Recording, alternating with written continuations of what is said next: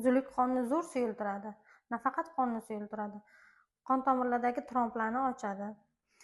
Uzillik so'lagi tarkibidagi organik kumush 600 dan ortiq infeksiyani bartaraf etadi.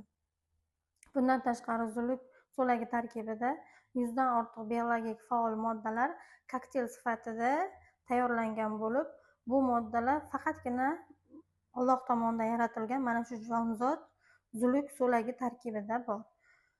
Bu moddani hattoki dunyo laboratoriyalari ham dori sifatida ishlab chiqarish olmagan. Shunday ekan, uzillik so'lagi tarkibidagi 100 dan ortiq organik moddalar qon tomiriga kirgandan keyin gipertoniyani juda tezda bartaraf etadi. Osteoxondrozda, glaukoma kasalligida, bosh og'rig'ida 100 dan ortiq kasallikka davo bo'la oladi.